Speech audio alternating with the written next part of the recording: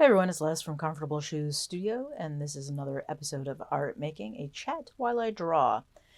In this episode, I am again drawing from a photo from Earth's World on Instagram. If you have not been over there to check out their images, you really should, particularly if you want to get into portrait drawing.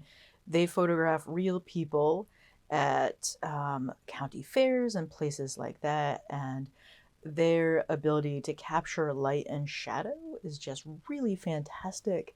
And it's really, really good for learning how to draw portraits because their lighting is, or their capturing of light and shadow is so on point. It's an excellent resource for drawing people. So head on over there and check that out. In this episode, I will be using, for the most part, a Uniball Jetstream Vision RT, which is their designation for a retractable pen. This is a rollerball pen. Um, the ink is really deeply dark and waterproof. It works fantastic for sketching. It's also not blobby. It doesn't get those little ink blobs on the tip of the pen, which is fantastic for sketching. So you get a nice, smooth, consistent ink line. It layers really well. It's just a really great pen for sketching. I will also be adding into the mix some dark areas with a Sailor Fude nib pen with Rohr and Klinger sketch ink in the Latte Black.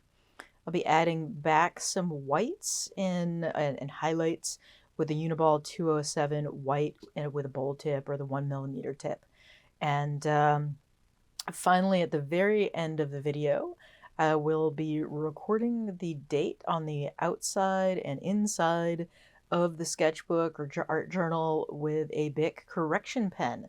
That's my go-to, or one of my go-tos for fat white lines and recapturing highlights. All right, so one of the things that comes up pretty often that I want to talk about today is this idea of cheating at art.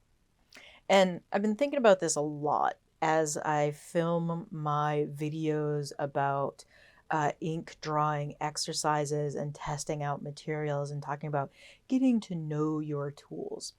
And also, as I introduce information to my students about different tools you can use if accuracy in a portrait is important. You know, the idea of like gridding off a page and then gridding off the photo that you are working from that can help you visually transfer something, or like a thing that I use pretty often, which is you take a photo of someone, you pull it into Photoshop or another program, you amp the contrast, the lights and darks, the shadows, you darken those, you lighten the light areas, the highlights, and then you project that using a projector onto whatever you're going to do, or using a photocopy, or tracing paper, or transfer paper. I've used all of these tools with kids.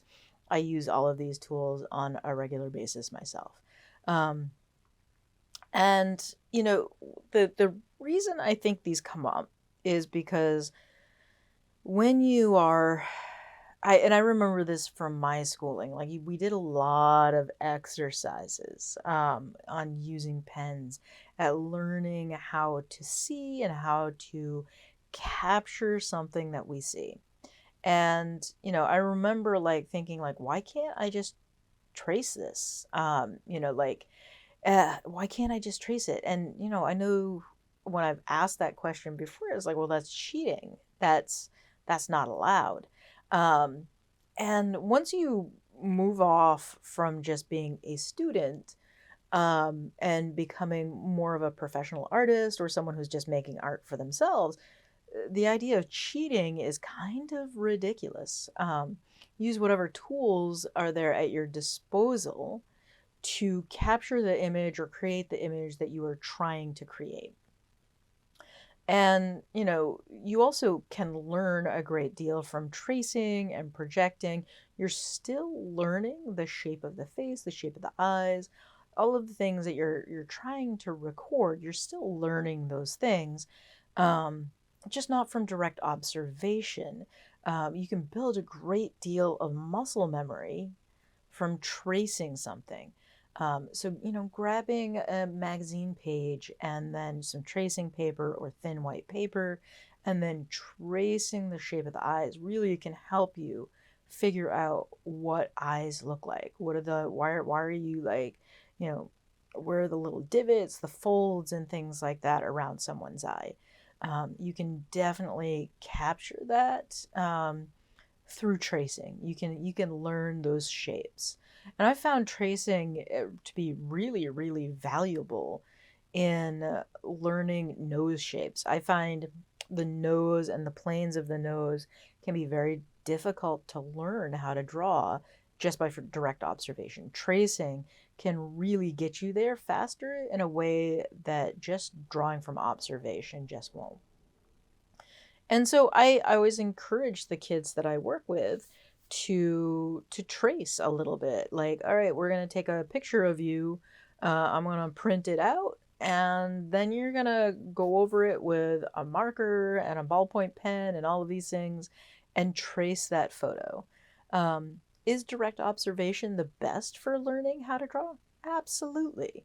But if someone needs to figure out like what are these shapes, um, using the tools that are around to help you learn that, absolutely perfect thing to do in my opinion. Um, and I think a lot of this does come from like being in school and and I've had teachers who have been very rigid about things, like you have to do this, you have to do this. And I don't generally find that sort of thought process particularly helpful. I'd rather encourage someone to test out their ideas through tracing rather than calling, something that every professional artist does cheating.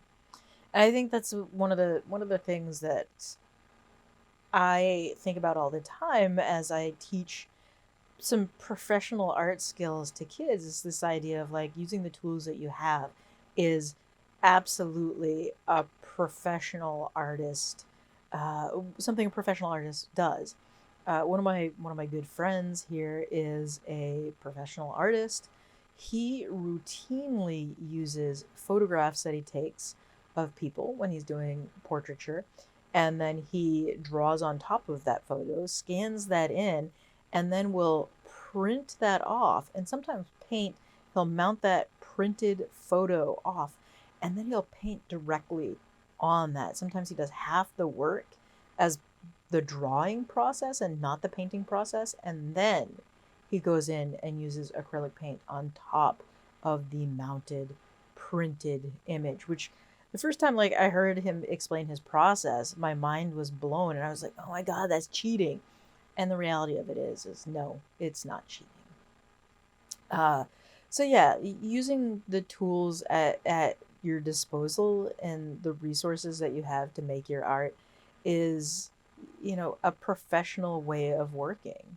Um, you know, that professionals use whatever tools they have to make the art that they want to make. And I think that is something that everyone can take with them and use over time, is this idea of like, okay, I'm making art in a professional way and it's not cheating.